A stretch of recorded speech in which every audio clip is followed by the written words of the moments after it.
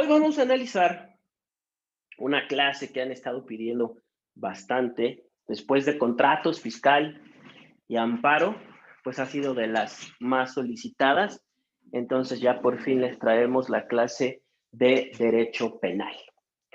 En el Derecho Penal entiendo la emoción que existe de parte de la mayoría de los abogados por el, todo el morbo, toda la emoción que gira en torno a series de televisión, de novelas, el boom de los juicios orales y demás. Entonces ya queremos estar en una audiencia y que declaren inocente a nuestro cliente o lo declaren culpable a la contraparte porque estamos defendiendo a la víctima y demás. Pero muchas veces nos pasa, como en otras materias, que llegamos con esta emoción, este impulso de querer trabajar, pero desconocemos la teoría y desconocemos cosas muy básicas que nos pueden llevar a cometer graves errores si no las estudiamos bien. Y que por el contrario, si las tenemos bien reforzadas en la teoría, a la hora de ejercer la práctica, vamos a derivar en un asunto llevado de manera muy correcta. Señores, esto se los menciono siempre en torno al derecho, pero es mucho más importante en derecho penal. Cuando estamos ante temas jurídicos, tenemos que demostrar objetivamente, hablar con claridad y analizar correctamente la ley, porque de manera en específica, en derecho penal, no se permite la aplicación por analogía de absolutamente nada. No se vale querer asemejar una figura dentro del derecho penal, un delito que se parece a otro, y en función de eso vamos a aplicar un castigo. Y yo como abogado, asesor jurídico de la víctima, le voy a decir, pues no se configura el delito, pero vamos a ver qué es lo que pasa. Señores, yo tengo que ser congruente con mi profesionalismo y decirle a mi cliente, ¿sabes qué? El delito que se configura aquí, pues no es el correcto. Vamos a buscarle la manera de que la denuncia vaya bien encaminada y en ese sentido podamos tener pues acceso a llegar a lo que queremos, a una sentencia condenatoria. Por ahí, el ejemplo más evidente que encuentro de esto, y lo voy a poner de una vez sobre la mesa para que al final lo podamos entender con todo lo que vamos a estudiar, es el siguiente. A unas personas se les encontró robando en Walmart, en una tienda departamental, y las encerraron dentro de la propia tienda departamental, en uno de esos cuartitos de atención al cliente, y ellos estaban diciendo, las personas que habían robado en Walmart, que iban a denunciar a la tienda por secuestro. Y hubo personas, estudiantes de derecho, que dijeron, pues es que sí es secuestro. Entonces, yo les pongo la duda desde este momento. El que el personal de la tienda los haya encerrado, personal de la tienda, no policías, los haya encerrado en un cuartito, ¿es efectivamente un delito de secuestro? Es más, aunque no hubieran robado nada, si yo voy a Walmart y me dicen, te ves sospechoso, quédate aquí encerrado, y me encierran con llave en un cuarto de la tienda departamental, de la tienda de conveniencia, ¿es secuestro? Por ahí vi que se registraron a la clase personas que tienen en su nombre de Facebook o en el WhatsApp maestro en Derecho o doctor en Derecho, incluso por ahí, saludos al doctor en Derecho que se registró, gracias por su presencia. Apóyenos a resolver esta duda. ¿Es realmente secuestro esta conducta de encerrar a personas que robaron en Walmart dentro de un cuartito? Al final lo vamos a explicar porque es muy importante el distinguir estos elementos desde un inicio. Y esto nos lleva a la teoría que les estoy comentando. Entonces, por ahí Pegaso ya se nos adelantó, ya nos dio la respuesta, entonces vamos a llegar ahí, Pegaso. Muy bien, sí es la respuesta correcta, pero vamos a llegar a esa diferenciación importantísima, porque tocamos uno de los elementos del delito. Vamos a arrancar entonces. Esta clase es sobre la teoría de la ley penal y del delito, porque no vamos a entrar de lleno a estudiar el juicio oral, si ni siquiera tengo idea de cómo se configuran los delitos y las excluyentes del delito. Entonces, como primera parte, vamos a analizar el objeto material más importante que tenemos dentro del derecho penal, porque alrededor de esto va a correr toda nuestra teoría, va a correr toda nuestra defensa. Y si no tenemos bien claro las partes que integran al delito y cómo podemos sustentarlas o combatirlas, estamos perdidos, señores. Y no podemos emocionarnos con ir a un juicio oral si ni siquiera tenemos esto claro. Entonces, vamos por pasos. Veo con alegría que muchos están contestando correctamente el tema del secuestro y eso me alegra muchísimo. Muchas gracias por sus respuestas. Ahorita abundamos en ella. Entonces, el delito tiene un conjunto de elementos en lo que se llama la teoría heptatómica del delito. Heptatómico quiere decir que son 7 elementos que lo integran y hay otras teorías que dicen que tiene 6, que tiene 5, etc. Esta es la más completa, por lo que es la que yo les traigo para revisar el día de hoy. Entonces nos dice que tiene 7 elementos, los cuales son conducta, tipicidad,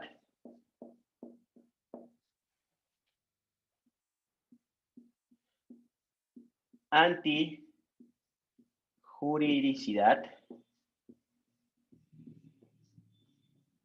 El orden en el que los vamos poniendo es importante porque nos van dando luz a diferentes excluyentes que nos pueden servir para que una conducta que al principio parece delito, al ir avanzando en este reloj de los elementos se detenga y podamos decir es excluyente del delito, ya no es, ¿ok? O que incluso pueda ser delito, pero que no le corresponda pena alguna. Vamos a verlo con un ejemplo muy bueno. Después de la antijuridicidad viene imputabilidad. Seguro han escuchado ya hablar del imputado. Tiene que ver con esta palabrita. Después, culpabilidad.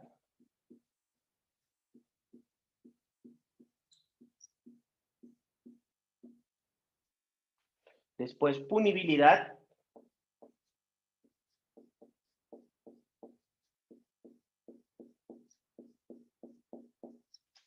Y finalmente,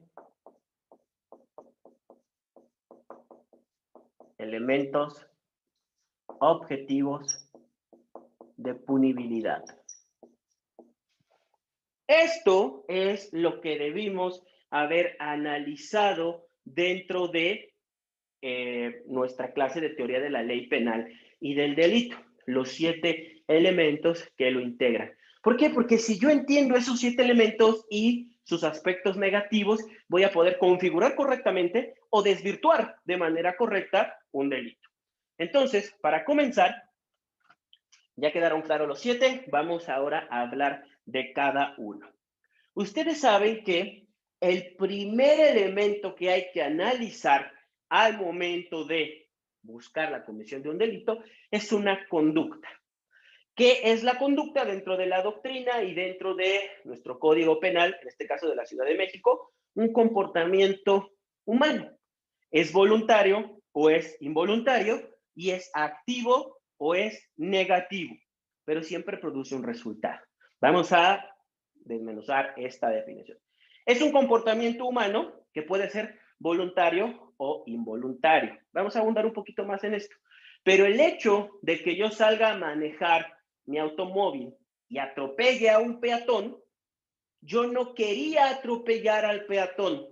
Por eso es una conducta que puede ser involuntaria. Yo puedo salir y buscar a una persona que me amenazó de muerte y la voy a atropellar porque quiero atropellarla, porque me está amenazando y a mí no me gusta que me amenacen. Entonces, eso es una conducta voluntaria. Yo salgo a la tienda sin intenciones más que llegar a la tienda y atropello por accidente a una persona. Es una conducta, sí, que yo no quería. Ajá, es involuntaria, pero al final es una conducta con consecuencias. ¿Y cuáles son las consecuencias? Lesionar un bien jurídico tutelado de otra persona. ¿Ok? Y esta cuestión de la conducta también puede ser activa o negativa. La ley me puede castigar por hacer cosas, pero también por no hacer cosas, como por ejemplo la omisión de cuidado. Si yo dejo a un menor a mi cargo y no lo vigilo, estoy cometiendo una omisión. Estoy absteniéndome de hacer algo a la que la ley me obliga y esa omisión también se castiga por las leyes penales. Una es comisión por acción, cuando yo cometo un delito a través de una actividad positiva, y la otra es comisión por omisión, cuando yo cometo un delito por no ejecutar una conducta a la cual estaba obligado. ¿Ok? Entonces, ya que quedó claro qué es la conducta, vamos a ponerle a su némesis o su aspecto negativo. En el caso de la conducta, es muy sencillo. Se llama ausencia de conducta. Ausencia de conducta no significa que yo me quedo en mi casa sentado y como no hago nada, nunca cometo ningún delito. No, es un comportamiento humano, pero que la ley te dice, pues como no pudiste evitarlo, como es una conducta que no pudiste prever, no es delito. No es delito porque no hay conducta. Vámonos con esta idea. Cuando llegamos a reunir hasta aquí estos 5 elementos, aquí ya tenemos delito. ¿Ok? Si llego a la culpabilidad, y ahorita van a ver por qué, ya tengo un delito configurado. Pero por eso me encanta este esquema que yo diseñé, yo lo inventé, que le llamo el reloj del delito. Si mi reloj del delito se detiene en alguno de estos lados con un elemento negativo del delito, ya no hay delito, porque es una causa de exclusión. Hasta aquí, ¿eh? Si yo llego aquí o aquí con la cuestión de un aspecto negativo del delito, ya no hay delito, se excluye, porque así me lo dice el Código Civil, Código Penal para la Ciudad de México, ¿ok? Ahí se detiene el reloj del delito, como yo le llamo. Y ahorita vamos a ver, porque hay que explicar todo para llegar a ese aspecto. Entonces, ¿qué ausencias de conducta me dice tanto la ley como la doctrina? Por ejemplo, cuando la actividad o inactividad se realiza sin intervención de mi voluntad. ¿Ok? Vamos a poner un ejemplo. Comete delito de homicidio el que priva de la vida a otro. Si yo tengo un arma en la mano, pero llega un tercero y él me aprieta la mano para que se apriete el gatillo y se muere el fulano del frente, estamos ante una conducta en donde sí, yo tenía el arma en la mano, sí, mi dedo activó el gatillo, sí, la persona quedó privada de la vida, pero yo no cometí la conducta. Quien la cometió fue quien me apretó la mano. Es un ejemplo un tanto burdo, pero vamos a llegar a otros. Esto se llama vis mayor, ¿ok? Esta proviene de una fuerza humana ajena a mí. Esto es, yo no cometí el delito. Habrán visto algunos de ustedes las películas de Juego Macabro, de Saw, en donde ponen a 2 personas, por ejemplo, dentro de un cuarto y tienen que accionar dispositivos para liberarse y al liberarse acaban matando al otro. Bueno, pues esa es una fuerza mayor proveniente de alguien más que no soy yo. Sí, en apariencia yo fui el que causó la muerte de la persona, pero yo no cometí la conducta, la cometí por presión o por fuerza de alguien más. De igual manera, hay otra de estas fuerzas que se llama vis mayor, que proviene de la naturaleza. Perdón, vis absoluta es la que proviene de la naturaleza. Y es una fuerza irresistible en la cual pues yo no tengo culpa. Por ejemplo, empieza un sismo y yo bajando de las escaleras me caigo encima de una viejita que iba delante de mí y se muere. Sí, yo la privé de la vida con mi conducta. Sí, yo le causé la muerte, pero fue una fuerza irresistible de la naturaleza. Esa fuerza de la naturaleza es una causa de exclusión del delito, porque es ausencia de conducta. ¿Ok?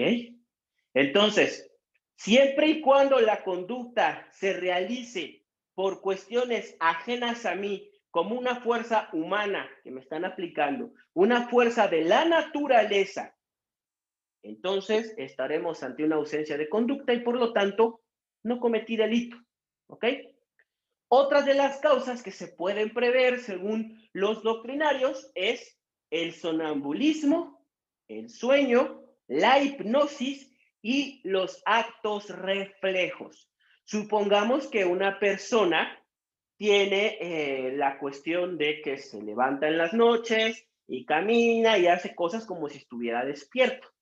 Pues si esa persona lesiona o mata o comete alguna cuestión que es contraria a la ley te dice, bueno, pues tú no estabas en uso de tu voluntad. Tú lo que tenías ahí era una situación ajena a ti que te obligó, te llevó a realizar esa conducta, pero no es una conducta tuya. Hay ausencia de conducta. Entonces, abogados, acuérdense, primer elemento que hay que probar, que la conducta se realizó con intervención o voluntad de la gente. Agente, no de la gente.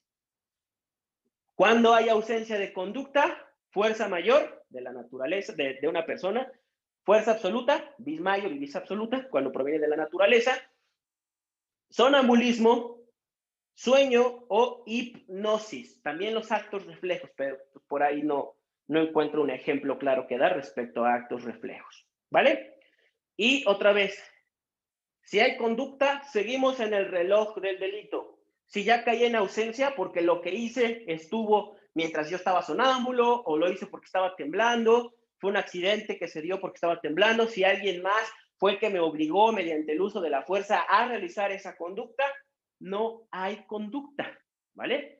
Segundo elemento, esto quiero que vaya quedando bien claro porque podemos ver casos prácticos, pero esto nos va a dar toda la resolución del caso. Algo bien importante. A ver, bueno, pero eso es en la imputabilidad. De una vez les adelanto, el estar drogado o bajo los efectos del alcohol no se considera como causa de exclusión del delito, ¿eh? Ni lo piensen, ni lo digan de chiste. Es que estaba borracho, es que estaba por ahí happy con el uso ya que aprobaron el uso lúdico de la marihuana, andaba muy feliz y pues cometió una tontería, pero pues como no estaba consciente es como el sonambulismo. No, la ley te dice, si tú te colocas en estado de inimputabilidad o en un estado mental inferior por medio de sustancias, entonces es tu bronca. Tú te provocaste en esa situación. Es tu bronca, ¿ok? No vale la causa del alcohol ni de las drogas para querer descartar un tema del delito. No lo hagan en la práctica, porque aparte si te colocas en ese estado, lo estabas haciendo conscientemente. Y eso es lo que la doctrina te dice. A ver, la persona que está sonámbula, la persona que le agarró un sismo, pues no podía prever esa situación. Pero tú cuando decidiste tomar o decidiste drogarte, sí lo podías prever. Te colocaste a ti mismo en una situación de inimputabilidad transitoria, en un estado mental en el cual no podías discernir. Tú te pusiste ahí, entonces es tu bronca. Ahora, si te drogan, si te dan alguna sustancia por la cual tú pierdes el conocimiento, comienzas a realizar cuestiones en las que tú no te pusiste, ahí sí podría entrar en una inimputabilidad o en una ausencia de conducta, depende cómo lo clasifiquemos. ¿Ok? Pero voluntariamente, porque yo veo, no se puede alegar que no existe delito, ¿eh? Estaba manejando y convulsionó, se estrella contra otro vehículo y la muerte a otra persona. ¿Puede ser un ejemplo de actos reflejos? Es que actos reflejos me parece más como un movimiento involuntario del cuerpo y la convulsión me parece que sí entra ahí. Sí, me parece que cualquier situación de una alteración biológica que te provoque movimientos involuntarios, como espasmos en las convulsiones tal vez, que te lleven a esa situación, podría entrar como una excluyente del delito, como un aspecto negativo de la conducta. Buen ejemplo, compañero. Es que lo voy razonando sobre la marcha, ¿eh? Ustedes disculparán. Entonces, tenemos ahora el punto número 2, que se llama tipicidad. El aspecto negativo de la tipicidad se llama atipicidad.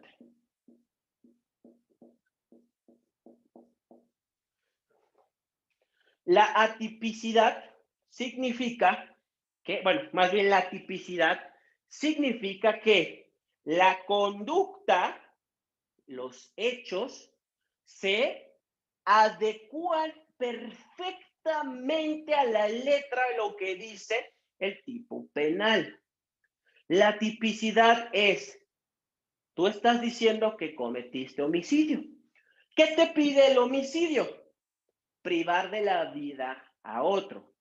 Si yo le pegué a alguien o lo acuchillé y esa persona solo se queda en estado vegetativo, no está privado de la vida. No me pueden acusar de homicidio todavía. Me pueden acusar de lesiones, pero de homicidio no. ¿Ok? Entonces, la tipicidad tiene que ver con el tema de ajustar la conducta, los hechos, a lo que dice la ley. Y en esto es en donde la mayoría de personas se equivoca. Hace rato poníamos el ejemplo de los chicos de Walmart que los dejaban encerrados por haber robado. Y preguntábamos, ¿el encerrarlo se considera secuestro? La respuesta, como muchos de ustedes dijeron, es no, absolutamente no. ¿Por qué? Porque el tipo penal de secuestro te pide, uno, que prives a una persona de su libertad y dos, que exijas a cambio de su liberación una remuneración económica. ¿Ok? Te piden dinero a cambio. Entonces, si yo encierro a alguien en mi casa, pero por maldad o porque lo que ustedes quieran, en este caso porque según eran sospechosos de robo, no estoy cometiendo ningún secuestro. A lo mejor estoy cometiendo privación ilegal de la libertad, pero secuestro de ninguna manera.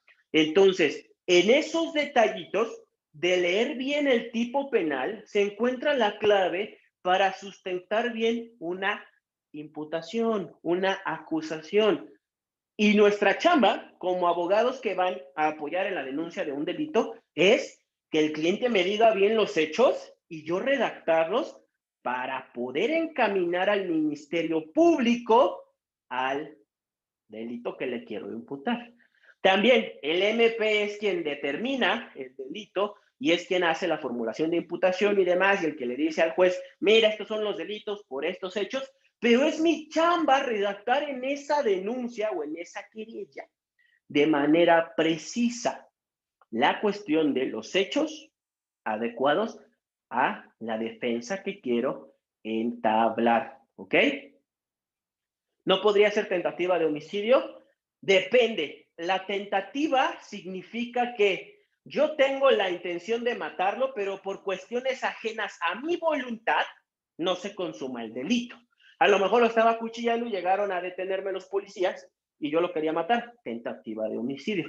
Pero si yo solamente lo quería herir, no quería matarlo, entonces no es tentativa de homicidio. También hay que ser precisos con esa cuestión de hasta dónde llegó mi voluntad. Se detuvo porque alguien más, una fuerza exterior me detuvo y es la cuestión de una tentativa o desde el principio yo únicamente tenía intenciones de lesionarlo. En ese razonamiento vamos a encuadrar si estamos ante una tentativa o si nos quedamos simplemente con lesiones. ¿Ok? Entonces, en esta situación de la tipicidad, ¿cómo podemos detener el reloj del delito? Bueno, ya vi que sí se cometió una conducta. Ahora vamos a ver si encuadra en el tipo penal. Porque a lo mejor o no encuadra o ni siquiera está regulada.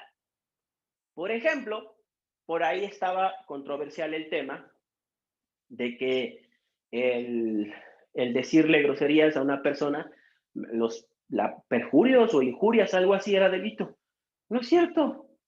Si alguien me va a denunciar por decirle groserías, hay atipicidad porque hay ausencia de tipo. No hay nada que me prohíba decirle groserías a una persona. Son vejaciones, es una violación de una norma cívica, una norma administrativa, pero no se considera como un delito.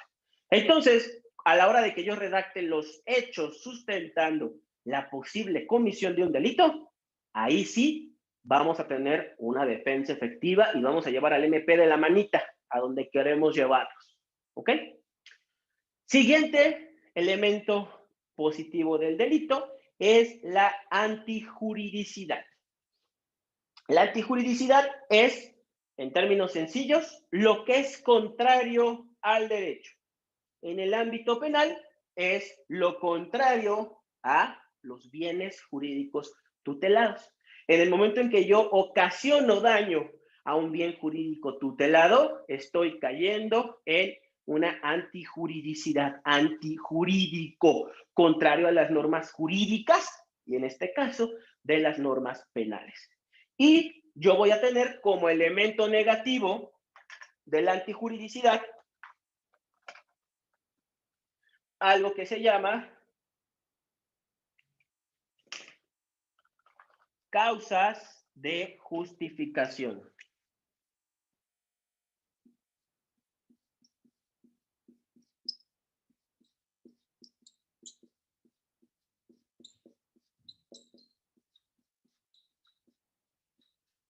¿Ok? La antijuridicidad es contrario a derecho. La causa de justificación es una causa donde la ley. ¿Cuál es? Por ahí se me el audio, listo. Ahí está. Ya estamos de vuelta. Tengo la cuestión de conductas en los cuales la ley me permite cometer una conducta contraria a derecho. ¿Ok? Estas, hay algunas muy famosas, seguro la conocen. La principal se llama legítima defensa. ¿Ok? La legítima defensa, tan conocida por todos, tan controvertida también, consiste en que yo voy a repeler una amenaza inminente en el momento que se esté suscitando y que no tenga derecho a causarme afectación alguna. Otra vez, la legítima defensa no es que me agarre a golpes en la calle y si gano, pues alego legítima defensa. La legítima defensa dice, tiene que haber una amenaza inminente, real, actual y que no tenga derecho. Es decir, que yo no la haya provocado. Yo no puedo ir a pegarle un puñetazo al señor de la esquina y cuando me venga correteando y me quiera golpear, lo mato. Y digo, fue legítima defensa. Porque no debe mediar provocación de mi parte. ¿Ok? ¿Cuándo me dice la ley? Voy a presumir que hay legítima defensa cuando, por ejemplo, una persona ingresa a mi domicilio sin derecho a ello y está en condiciones que me hagan sospechar que puede causarme daño. Ahí sí, yo puedo usar la legítima defensa. Pero la legítima defensa no es sinónimo de matar, señores.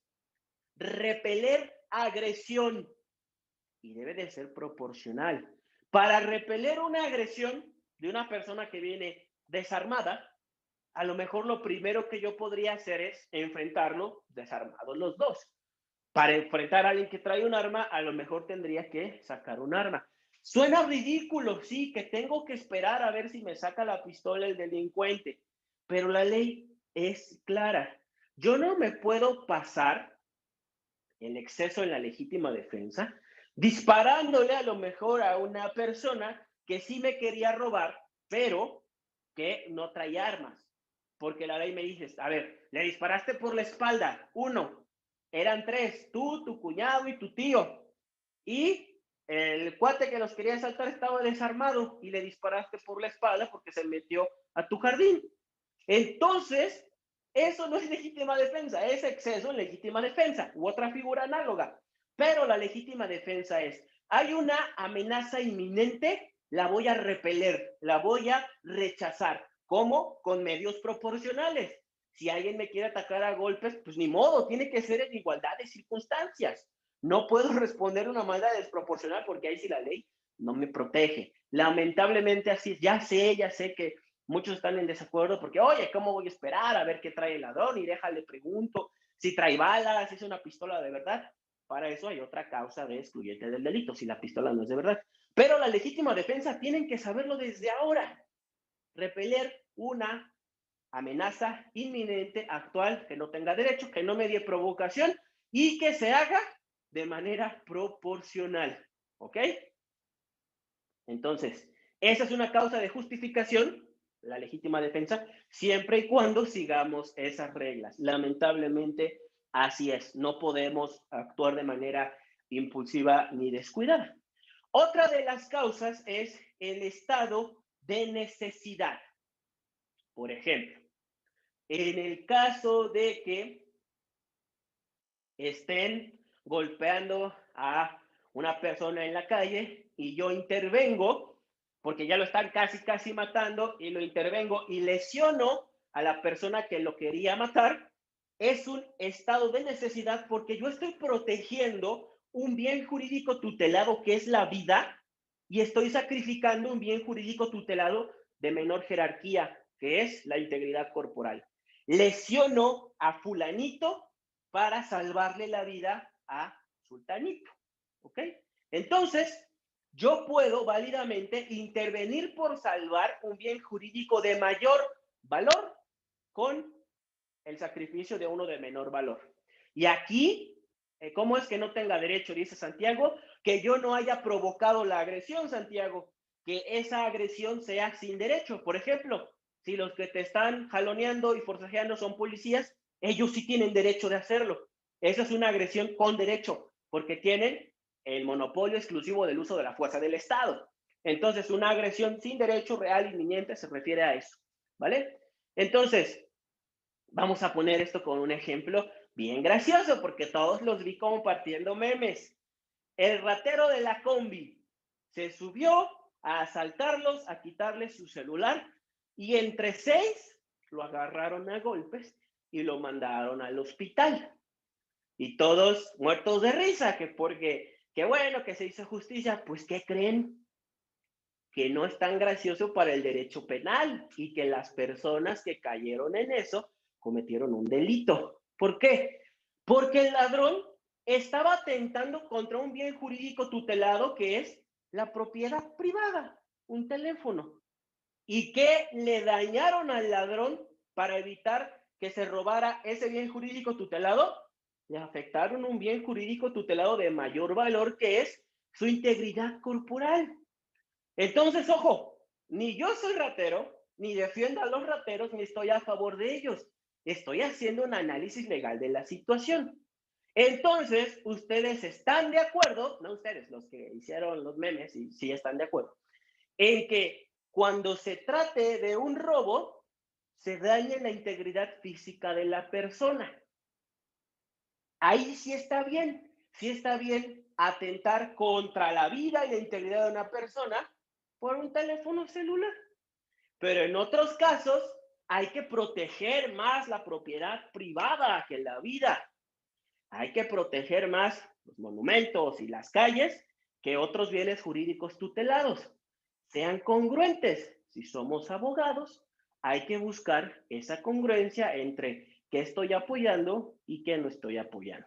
Porque no se vale ser tibio y estar nada más medio para acá y medio para acá. El análisis que hay que hacer de las situaciones jurídicas son así frías y no significa que yo apoye delincuentes, significa que es una realidad plasmada en la ley, ¿ok? Por eso los policías no deben abusar de la fuerza, exacto, Leo, pero si está armado, hay que buscar desarmarlo, o si está armado y nos dispara y tenemos nosotros arma, pues también podemos repeler la agresión de esa fuerza. Al final la explicación que hay que dar es la siguiente. Oye, es que él me disparó, entonces pues yo le disparé a él, repelí la agresión de manera proporcional, disparos con disparos. Oye, es que ya se iba y yo por la ventana le disparé por la espalda. Pues eso no es proporcional. El cuate ya se iba, estaba desarmado y pues yo utilizando mi ventaja de estar en una posición de atrás de él y armado, pues lo privé de la vida. Hay que buscar la proporcionalidad porque si no, nos metemos en problemas. Y eso no es mi opinión, eso es lo que está en la ley, ¿vale? Entonces, estamos ante causas de justificación y vamos a hablar de la última, el consentimiento del titular, ¿ok? Si el titular me da consentimiento para dañar su bien jurídico tutelado, no hay bronca, no hay delito. Vamos a poner un ejemplo. Juan le pegó a Pedro en la cara y le tumbó todos los dientes. Pongan atención, ¿eh? Juan le pega a Pedro y le tumba todos los dientes de la cara. ¿Hay conducta? Sí, él lo hizo, estaban los dos en igualdad de condiciones. ¿Hay tipicidad? Sí. Entonces, le tiró los dientes y le ocasionó un daño biológico, son lesiones graves según el Código Penal, porque hay una clasificación, porque le dañó toda la boca, las encías y le tiró los dientes. ¿Hay antijuridicidad? No, porque hay consentimiento del titular. ¿Por qué? Porque Juan y Pedro son boxeadores. Vean lo que les dije sobre detener el reloj del delito. Juan le tira los dientes a Pedro. Si me dan esa información, entonces tengo que hay conducta. Sí. ¿Hay tipicidad? Sí, está en el Código Penal el delito de lesiones. ¿Hay antijuridicidad? No, porque hay una causa de justificación. Los dos, en desempeño de su profesión, de su oficio, son boxeadores y las lesiones que le ocasionó no son delito. Llegamos a una causa de justificación que es un elemento negativo del delito y que por lo tanto lo excluye. Causa de justificación. Vean cómo, por eso me encanta este reloj, porque se van cumpliendo todos los supuestos, pero llegamos a uno que nos detiene y te dice, ya a partir de ahí no es. Y eso es lo maravilloso del derecho penal, que con la información que yo les di al principio, de Juan le tiró los dientes a golpes a Pedro, todos decían, sí, es un delincuente, cometió lesiones en contra del pobre Pedro, pero al ir avanzando, nos detenemos en una causa que no conocíamos originalmente. Pues sí, le cometió lesiones, pero en ejercicio de su profesión y en consentimiento del otro titular, porque cuando te subes al ring, pues ya sabes a lo que vas. Entonces, pues no es delito, ¿vale? Ese es el cuidado que hay que tener cuando voy narrando los hechos de mi denuncia o de mi querella, el ir analizando si se van cumpliendo todos los supuestos, porque vamos a llegar a esta situación. No es suficiente que solo sean boxeadores que estén dentro del ring. Exacto, Diana, a eso iba el ejemplo. Ejercicio de una profesión en un espectáculo profesional, ¿ok? Si uno de los boxeadores muere, ¿también se excluye? Claro, ha pasado. Se han muerto dentro del ring, no nada más boxeadores, sino también luchadores de estos de la AAA y la WWE. Y si uno de ellos no lo practicara, estamos hablando de el ejercicio de un derecho y que está dando el consentimiento, Vanessa. Si yo soy boxeador y voy por la calle y agarro a golpes a alguien, pues obviamente no es una causa de justificación. Estamos hablando de que teníamos escondida la información de que los dos estaban en un ring platicando el ejercicio de su derecho, de su libre profesión, y que obviamente había consentimiento de los dos de, pues esto trabajo, me van a pegar, doy mi consentimiento para las lesiones. Por ahí tienen problemas de conexión, avísenme y ahorita hacemos los cambios. Pero según yo me estoy viendo y se ve bien. Entonces, cualquier cosa, acérquense al Wi-Fi de su casa, conéctenlo por cable y si no, no pasa nada. Se queda grabada en la página. ¿Okay? Entonces, sigan a la página para que lo puedan ver sin ningún problema. Porque según yo, estamos bien y el monitor me dice que sí. ¿Sí nos alcanzará el tiempo para la redacción? Ay, es bien tarde. Bueno, yo creo que hay que darle prioridad a esto y si no, hacemos o el siguiente jueves Derecho Penal 2 y vemos la redacción de denuncias y querellas. De cualquier forma les iba a subir el formato, pero no se preocupen. ¿Ok? Entonces, vamos a la siguiente. Imputabilidad. Su aspecto negativo es inimputabilidad.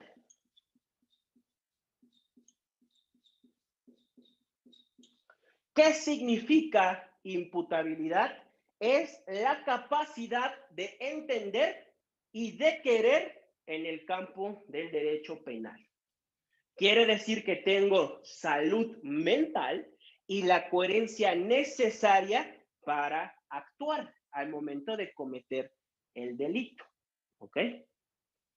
La imputabilidad, el que todos seamos imputables, quiere decir que tenemos la capacidad de razonar, ¿Quiénes son inimputables? Los menores de 18 años, las personas con un trastorno mental o con un desarrollo intelectual retardado. Así lo dice el Código Civil. Esas tres personas se consideran inimputables porque no son capaces de entender la dimensión de sus actos. No tienen la capacidad de comprender ni de querer ejercitar esa conducta que están llevando a cabo. Entonces, vamos otra vez a el ejemplo de Pedro, Juan y Pedro, porque ya me gustó hablar con Juan y Pedro. Otra vez, Juan le tira los dientes a Pedro en una pelea. Ahora en la calle. Están en la calle los dos, ¿eh? Ya no son boxeadores, son otro Juan y otro Pedro. Juan le tira los dientes a Pedro. ¿Hay conducta? Sí, se estaban peleando. ¿Hay tipicidad? Sí, el delito de lesiones está previsto en el Código Penal. ¿Es antijurídico? Sí. Ahora no hay causas que lo justifiquen, ¿eh? Ahora sí le está causando una afectación de manera consciente. ¿Hay imputabilidad? No, porque Juan tiene síndrome de Down. ¿Se dan cuenta cómo podemos ir avanzando en el reloj? Y al meter un elemento que nos cambia el juego, ¿ya no hay delito? Ahora ya no eran boxeadores, ¿eh? Estaban normalitos. Todo se va cumpliendo perfectamente hasta que llegamos a que Juan, es más, Juan tenía 14 años y le rompió la cara a Pedro, que tenía 33. Entonces, es inimputable. ¿Por qué? Porque no tenía la capacidad de razonar las consecuencias del hecho. ¿Las personas con tratamientos psiquiátricos son imputables? Depende qué tratamiento estén siguiendo. Yo no puedo alegar, por ejemplo, una esquizofrenia transitoria y que durante mis periodos lúcidos cometa el delito. El delito se debe de cometer durante los periodos de inimputabilidad para que se considere inimputable. Si el trastorno es permanente, si siempre está ahí, como por ejemplo el síndrome de Down, entonces sí estamos ante una inimputabilidad total. La persona no tiene periodos de lucidez. En el caso de un trastorno psiquiátrico, a menos de que sea permanente, sí tiene periodos de lucidez. Y en esos periodos de lucidez no es aplicable el tema de la inimputabilidad. Un caso menor de 18 años, se le aplican medidas, María Isabel, se le manda a el Centro Tutelar de Menores, se le manda a rehabilitación psiquiátrica y la regla es que el tiempo de este tratamiento no puede exceder los años de cárcel que te manda el Código Penal, ¿ok? Si el delito, por ejemplo, es de homicidio, pues esa punibilidad que hay para el homicidio no la puedes exceder en el tratamiento que le das a esa persona. Si hay culpabilidad por los grupos, ¿qué pasa con el delito en adolescentes? Ya lo acabamos de comenzar. En este caso, la carga penal no cae sobre el tutor, cae sobre el tutor la responsabilidad de reparar el daño y en caso de que el tutor con su falta de cuidado no haya procurado que la persona inimputable se condujera de una manera correcta, es decir, que lo pudo haber evitado, sí tiene responsabilidad, ¿ok? Vamos a seguir porque ya estamos muy lentos. Pero esas son las tres causas de inimputabilidad: menor de edad, trastorno mental o desarrollo intelectual retardado. Seguimos avanzando en el reloj. Culpabilidad. El elemento negativo es la inculpabilidad.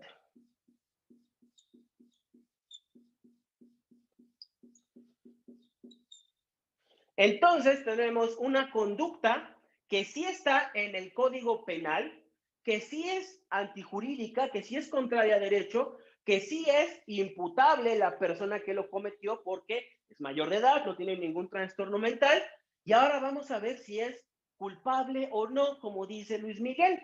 La culpabilidad es la relación directa entre voluntad y el conocimiento del hecho con la conducta que estoy realizando. Si yo tengo voluntad y conocimiento de mi conducta, entonces estoy realizando esos actos con dolo o con culpa. El dolo significa que lo hice con toda la intención de delinquir. La culpa se comete por negligencia, impericia, falta de cuidado. Son dos cosas distintas. Lo mencionaba al principio. Yo salgo a manejar mi coche y atropello a una persona porque me distraje al buscar mi teléfono que se me cayó del otro lado del conductor, lo levanto y ya atropellé a un cristiano. Falta de cuidado, negligencia. Le ocasioné un daño a otra persona por esa omisión de ser cuidadoso. Yo salgo y quiero atropellar al señor de la esquina porque me cae gordo y porque se ha estado metiendo con mis familiares y demás. Es una conducta dolosa, lo estoy haciendo con todo el dolo, con toda la intención de causarle un daño. Entonces, ahí sí tenemos la diferencia bien clara entre dolo y entre culpa. ¿Y qué me dice la ley sobre la inculpabilidad? Por ejemplo, un error de hecho invencible, las eximentes putativas o el caso fortuito. Vamos a ver el error esencial de hecho invencible. Vamos a comenzar con un ejemplo relacionado con lo que ya vimos. Roy está en su casa y priva de la libertad, de la vida, perdón, a una persona que se metió a su casa. Vamos a suponer al cartero. ¿Cómo lo desvirtuamos con ausencia de conducta? Es que Roy es sonámbulo. Entonces se levantó en la noche y mató al cartero que iba llegando nada más a entregarle un paquete. Desde aquí ya no hay delito. ¿Por qué? Por ausencia de conducta. Vamos a cambiar el caso para avanzar una manecilla en el reloj del delito. Roy priva de la vida a una persona que estaba entrando a su casa, pero lo acusan de lesiones. No hay tipicidad. El delito que yo cometí no encuadra dentro de la descripción penal. Yo privé de la vida a una persona y me están acusando por lesiones.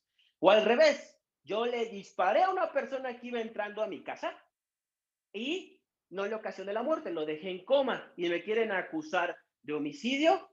Es atipicidad.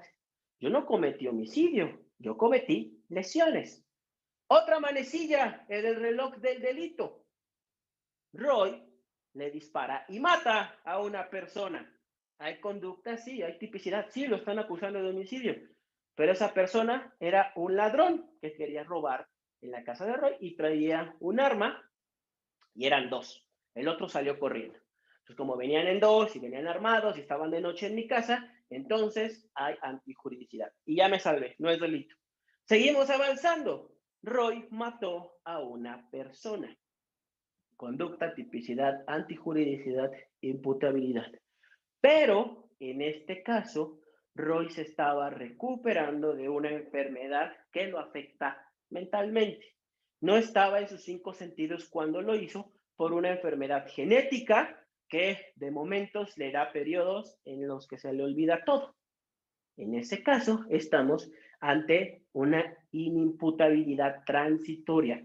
Roy tiene momentos de lucidez y momentos en que no sabe ni qué está pasando con su vida. Está comprobado médicamente y entonces estoy en un estado de inimputabilidad. Sí hay conducta, sí está en el código, sí es antijurídico, pero no me la puedes achacar porque yo estaba en un estado de inimputabilidad. ¿Ok? Siguiente, culpabilidad. Roy mató a una persona que estaba fuera de su casa, todos los elementos se van configurando, pero llegó a la culpabilidad. Error de hecho invencible. Roy mató a un cartero que venía a entregarle una carta. Va entrando a la casa, pero como es de noche y Roy vive en una zona donde roban mucho y el repartidor traía un arma de juguete que venía a entregarle porque para su hijo de Roy quería una pistolita de esas Nerf. Y Roy, al ver la sombra, ve a un hombre con un arma en la mano en la noche acercándose a su puerta y le dispara. Ese es un error de hecho invencible. Es una falsa apreciación de la realidad que yo no pude detener. Es una falsa apreciación que me llevó a cometer el delito. Y si llegamos a esa causa de inculpabilidad, yo me salvo. ¿Por qué? Porque es una excluyente del delito. Entonces, hasta aquí, acuérdense que si llegamos a estos elementos, estamos ante la presencia de un delito. Esta última se parece mucho a la causa de justificación, pero aquí yo sí estaba justificado para privar de la vida al otro, en defensa propia, en legítima defensa. Aquí no había ningún riesgo inminente, yo no estaba repeliendo ninguna amenaza vigente, actual y real. Maté a un cartero, pero ¿por qué lo maté? Porque las circunstancias me hicieron llegar a un error que yo no podía superar. ¿Ok? Entonces, hasta aquí es bien importante que entiendan esto, porque vamos con la punibilidad. Yo les dije que llegando hasta aquí ya se considera delito. En el reloj del delito, si nos marca esta hora, ya estamos ante la comisión de un delito. Pero ¿qué creen? Que hay delitos a los cuales la ley les perdona el castigo. La punibilidad es el rango de años que la ley me da. Al que cometa delito de homicidio se le dará de 8 a 20 años de prisión. Esa es la punibilidad. Y vamos con el mismo ejemplo. Roy mató a una persona que estaba afuera de su casa. Conducta, tipicidad, antijuicialidad, imputabilidad. Ahora no hay ningún error invencible. Era mi hijo, la persona a la que yo privé de la vida, y la maté por accidente. El Código Penal me dice que si yo mato por error a mi hijo, sí es delito, pero ya no se le aplica ninguna punibilidad. ¿Ok? Fíjense la diferencia. Hasta aquí sí es delito y solo que yo caiga en una causa negativa ya no sería. Pero yo al matar a mi hijo por accidente, ya llegué aquí a la punibilidad y el Código Penal me dice, bueno, pero cuando es de ascendentes a descendentes y por error, entonces no hay bronca. Y eso se llama excusa absolutoria. Entonces, la ley me está diciendo, ya cometiste un delito, sí, pero te voy a dar una excusa para absolverte de lo que hiciste. Pues no se confundan.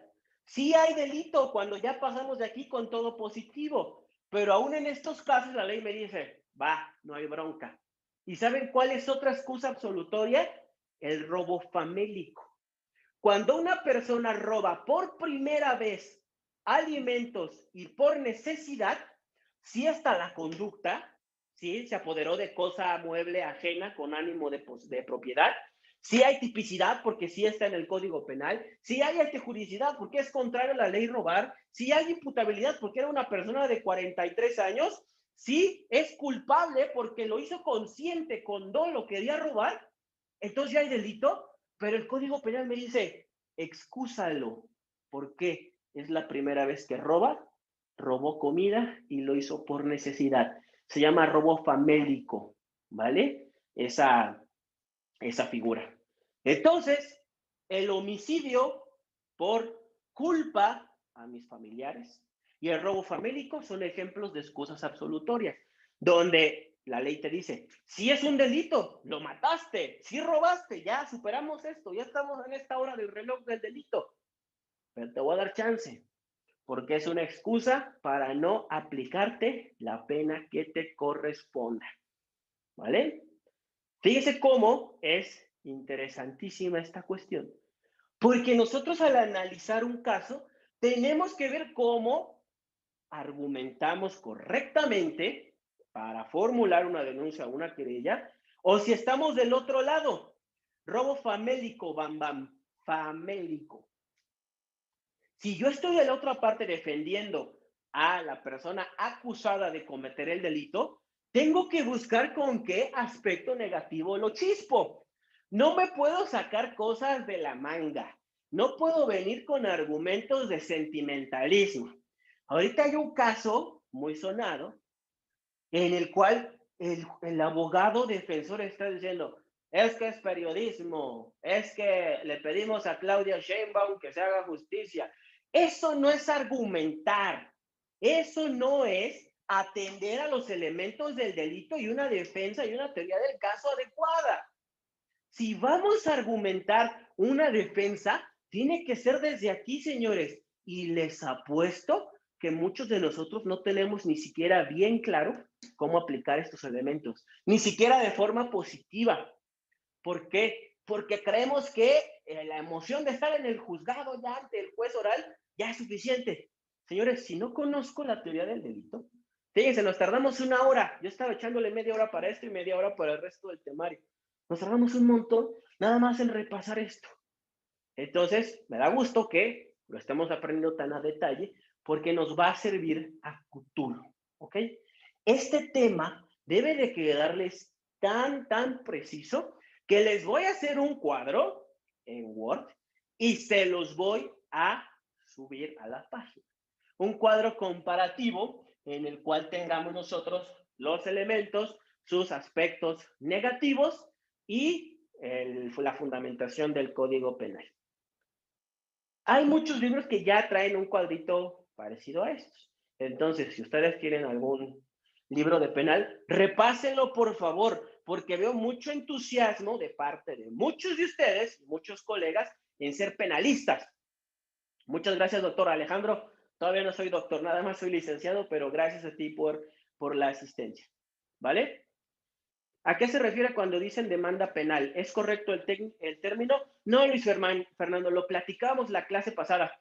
La demanda penal no existe. Lo penal siempre es mediante denuncia o querella, ¿ok? Pero la denuncia sí puede ser tanto civil como penal. Entonces, hay que usar los términos correctos, compañero. Excelente clase, muchas gracias. Gracias a ustedes por venir. Les prometo que para el siguiente jueves tenemos la cuestión de penal 2 para terminar esto que estamos revisando. Y les adelanto, para el día lunes vamos a tener una transmisión especial, porque el lunes es día del abogado. ¿Y qué creen que vamos a hacer el lunes? Esta clase no es para ya compañeros litigantes, porque se van a enojar. El lunes vamos a hablar de las realidades del abogado. Como es día del abogado, vamos a hablar de eso. ¿Y de qué vamos a hablar?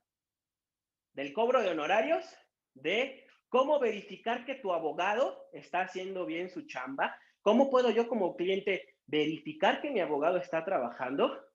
3, el dinero para las copias, señores. Vamos a revelar la verdad de ese término cochino, porque eso es una cochinada. Y vamos a hablar de el pago con conocimientos que se les quiere hacer a los pasantes. ¿Ok? Entonces, por eso le digo que no es para los colegas que ya litigan, porque se me van a enojar. Vamos a tratar temas para, como el tema de Electra, para personas que quieran entender más aspectos de la abogacía y sobre todo tener algunos elementos para verificar el trabajo de sus abogados, para que los pasantes sepan qué les espera en la vida real y qué no deben aceptar. Porque ya es momento de hablar de eso. El famoso te pago con conocimientos porque no sabes nada, ya no aplica, señores, ¿eh? Y el lunes les voy a explicar por qué. Y les voy a demostrar con el ejemplo por qué.